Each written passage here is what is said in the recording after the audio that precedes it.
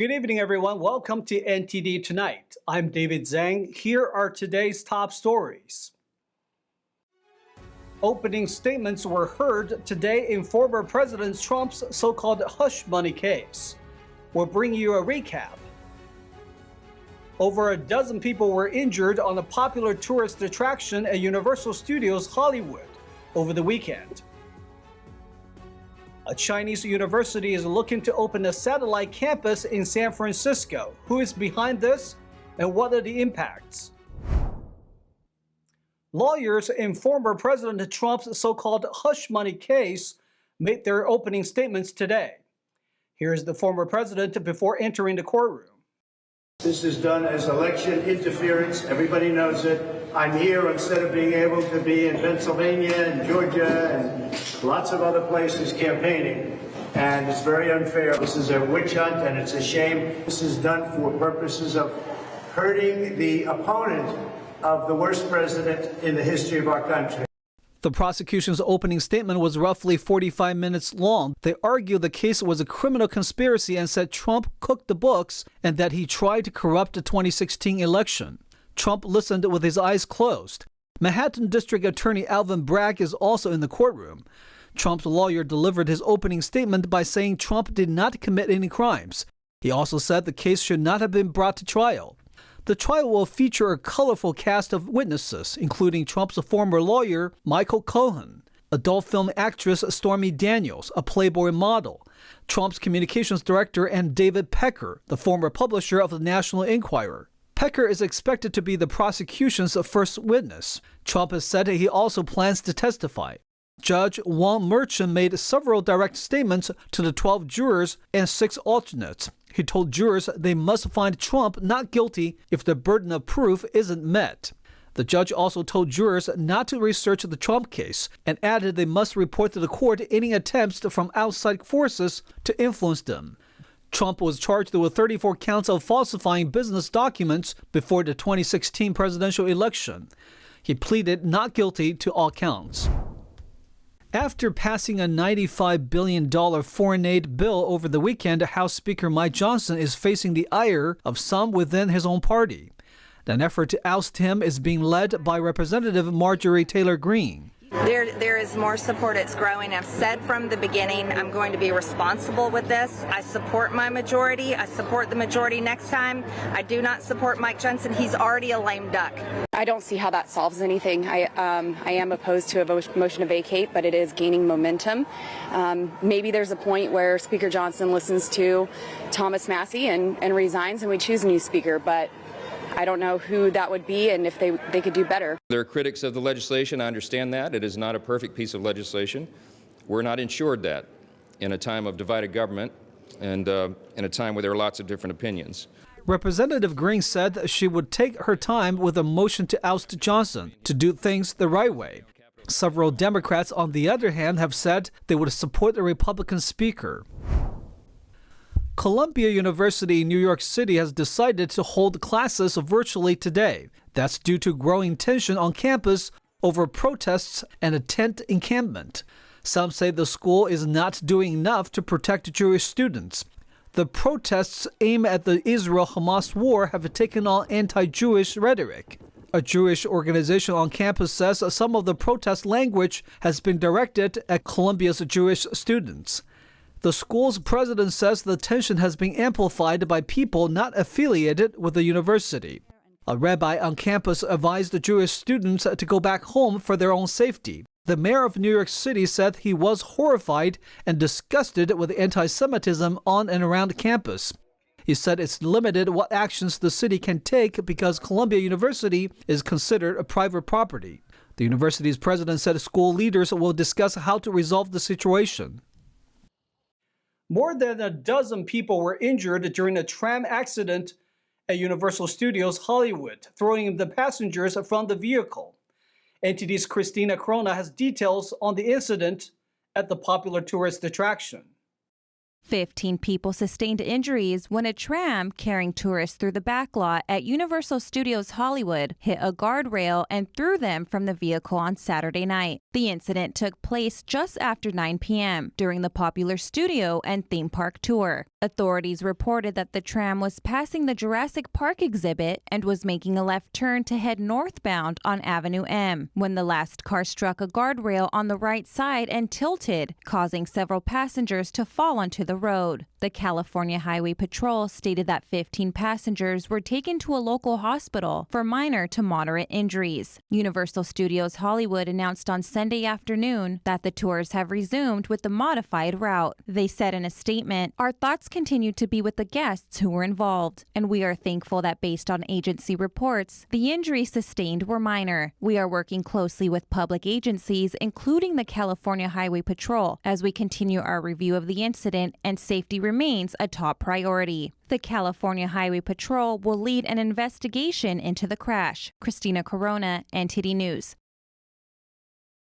San Francisco Mayor London Breed returned to the city after a week-long trip to China. She talked about bringing pandas to SF Zoo and exploring direct flights from Shenzhen to SFO and deepening cultural connections. Before her China visit, though, she said Fudan University, a research campus in China, was looking to put a satellite campus in the city. For discussion on this, NTD's David Lam spoke with the Epoch Times senior investigative reporter Nathan Su. Nathan focuses on Chinese politics and government deception. Nan, thank you for joining me. Now, what's the national security risk or implications of having a Chinese university satellite campus in downtown San Francisco? Well, thank you for having me. Now, there's a lot of issues involved if you invite a Chinese university to the United States to have their satellite campus. Now, the number one issue is the technology. Right, the Chinese communist regime started this so-called military and civil fusion program back in 2015. Now, the Chinese military have a specific committee. It's called the Military and Civil Fusion Committee. And guess who is the chair of that committee? It's Xi Jinping himself.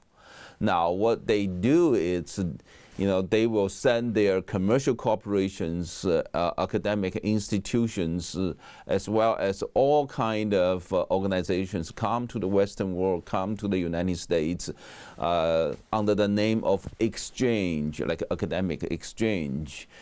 In the way they will get the technology, advance the technology, and they will go back to China and give to their military. In the past, the Confucius Institutes were basically going under the same, the same issues here.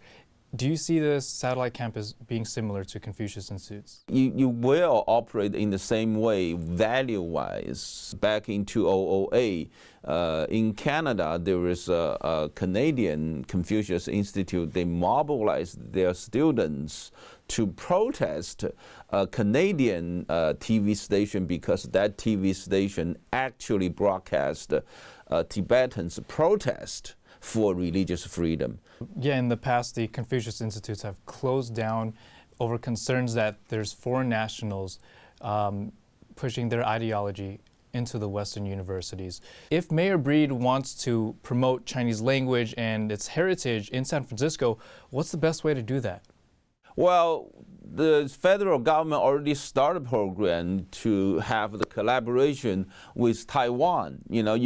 Taiwan has, they reserve the entire traditional Chinese culture that's prior to communism. And Taiwan is also a free, democratic country. And why not go to Taiwan? I mean, who gave Mayor Reid the idea of going to China to get, the Chinese university come to United States, come to San Francisco to have the bad influence to, here, and instead of going to Taiwan.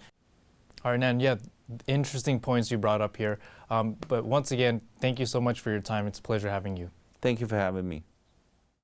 We'll take a short break now, everybody, but here's a look at what we have for you when we come back. A Chicago police officer was fatally shot on his way home just 2 days before his birthday. A robot dog moonwalking? Find out how scientists plan to make this a reality one day. It was Ryan Garcia versus boxing champion Devin Haney over the weekend. More on the outcome and an interesting bet. Those stories and more coming up on NTD Tonight.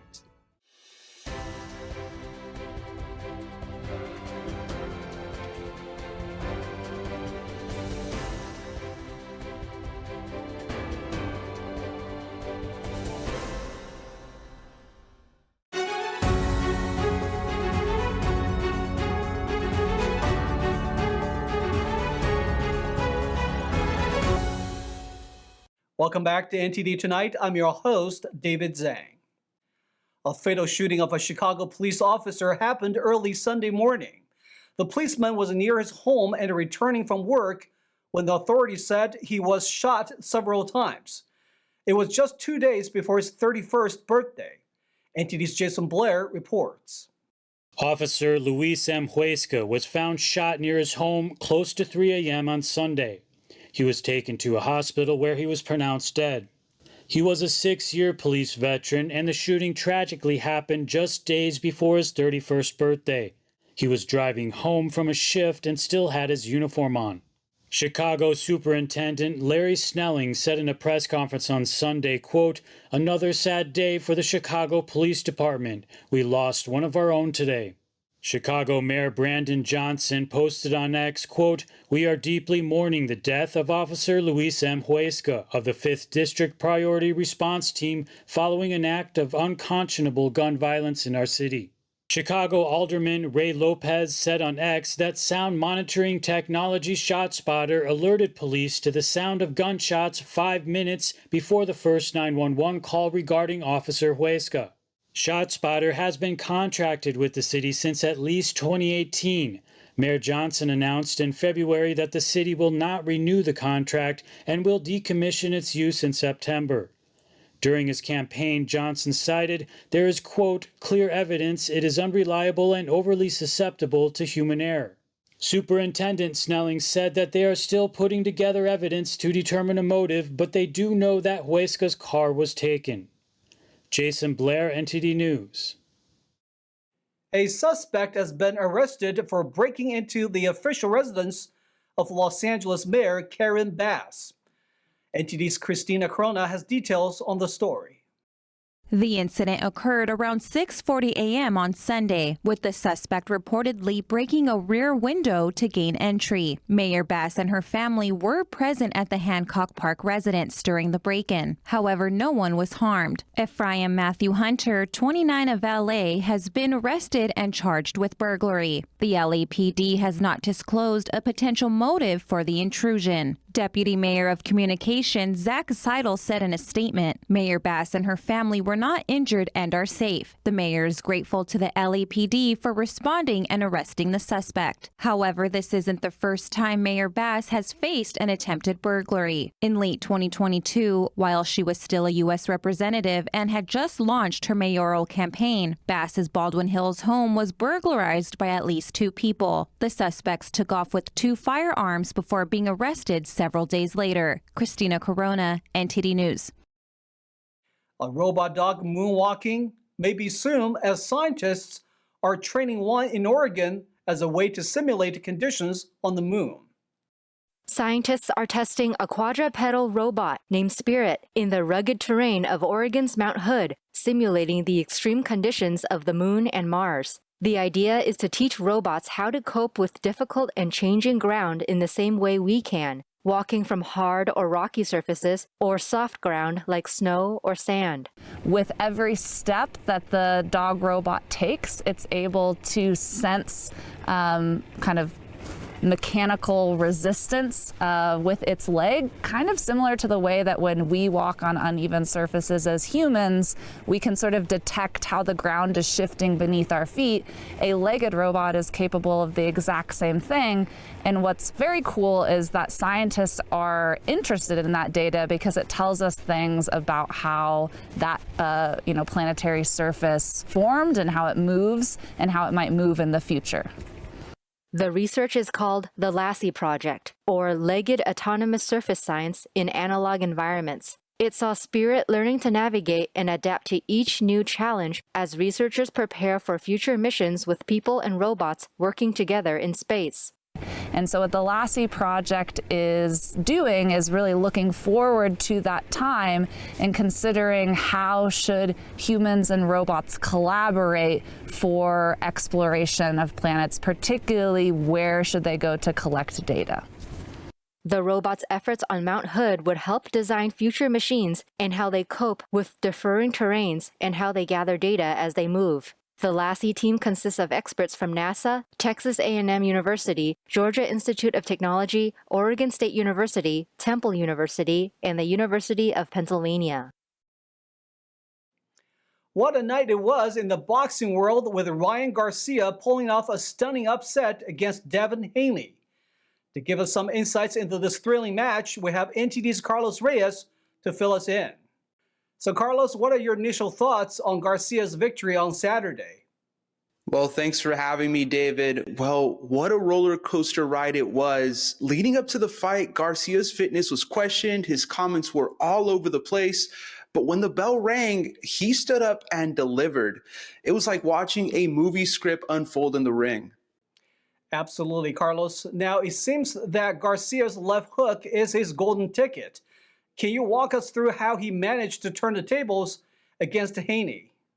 Man, that left hook, David, it was like a sledgehammer. Garcia found his rhythm, especially in those crucial moments when he needed it most.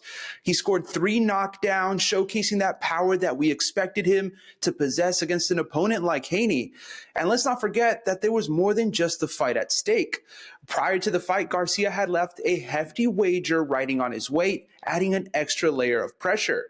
For every pound that Garcia showed up overweight, he had to pay Haney a whopping $500,000.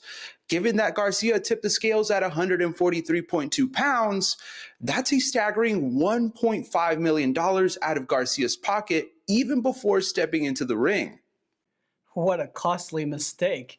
You would think Garcia should have a scale at home to weigh himself 2 days before the match and fast before he shows up for the fight. Well, now let's talk about the fight itself. There were moments of controversy, particularly with the referee's decisions. How did Garcia manage to stay focused amidst all that? Indeed, David, the referee's calls stirred up quite a bit of debate throughout the rounds. Garcia felt he had the upper hand, especially after that crucial knockdown in the 7th round, but then he lost a point due to a questionable call. It's those moments that can swing the momentum of a fight completely and turn it on its head. Fortunately for Garcia, it didn't seem to distract him one bit from the ultimate goal. Well, let's talk about the betting lines prior to the fight. The odds were heavily in favor of Haney with a line of 900 earlier in the week, according to ESPN Bet. Yet Garcia's victory completely shattered the expectations of Haney fans looking for an easy payday, didn't it? Absolutely, David. The fluctuation in betting lines added an extra layer of intrigue to this already thrilling matchup. It just goes to show that in the world of boxing, anything could happen. And Ryan Garcia's victory is a testament to that. For anyone who took a chance on Garcia, the payout would have been massive. For example, if someone had placed a $100 bet on Garcia to win when the odds were at minus 900, they would have walked away with around $1,100 in winnings. That's quite the return on investment for those who believed in Garcia's ability to pull off the upset. Well, thank you so much, Carlos. No problem, David. It's always my pleasure. The West Coast is on the lookout for a great whale with its tail entangled in a fishing net. It was first spotted in Southern California last month and was spotted again recently in Northern California. Rescuers are searching for a gray whale last spotted off Northern California's coast with its tail entangled in a massive fishing net. The 30-foot whale was last seen April 9th near San Francisco, swimming north as part of gray whales' annual migration from Mexico to Alaska. A rescue team pulled up behind the animal but could not cut the net because it became aggressive. The National Oceanic and Atmospheric Administration, working on the rescue effort with the Marine Mammal Center in Sausalito, California, was searching for the whale north of San Francisco. A rescue crew in Southern California couldn't disentangle the whale when it was first spotted off Laguna Beach last month, but the team was able to attach a satellite tag to the net to track it and 2 buoys to make it easier to spot the animal. The rescue crews say the tracker is no longer attached. If the rescue team spots the whale again, they will attempt to cut the net or at least attach another satellite tag. Every spring, gray whales migrate 5,000 miles from birthing waters off Baja California, Mexico, to feeding grounds in the Arctic. Stay tuned for China in Focus with Tiffany Meyer coming up next. TikTok is in the spotlight. Lawmakers fearing a communist Chinese Trojan horse. We'll delve into a just-passed House bill that could lead to its ban, along with exclusive expert insights on the bill's future. More on that on China in Focus with Tiffany Meyer at 9:30 p.m. Eastern. And that's all we've got for you tonight. We'd like you to join us again on NTD Tonight every weekday at 9 p.m. I'm David Zhang. Have a wonderful evening.